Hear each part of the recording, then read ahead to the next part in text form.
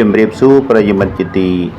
រាប់អាននៅថ្ងៃនេះគឺជាថ្ងៃប្រហោះ14កើតខែពិសាខឆ្នាំមមីអត្តស័កពុទ្ធសករាជ2569ត្រូវនឹងថ្ងៃទី30ខែមេសាឆ្នាំ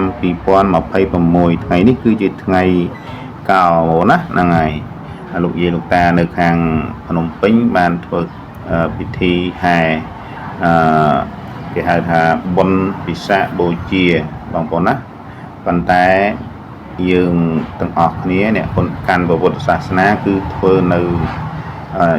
ចូលពិសាខបូជានៅថ្ងៃស្អែកប៉ុន្តែលោកយាយលោកតាថ្ងៃនេះគាត់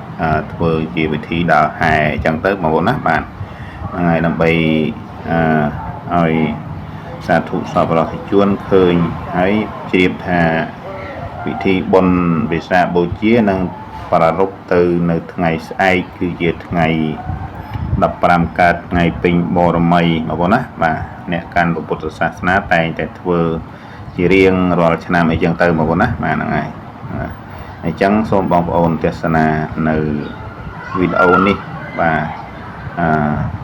មានជាហោហែដូចតទៅបងប្អូនណាហើយកុំភ្លេចជួយ share like ឬក៏ follow page ចែកចម្លែកដល់មិត្តភ័ក្តិបានទស្សនាផងអរគុណបាទ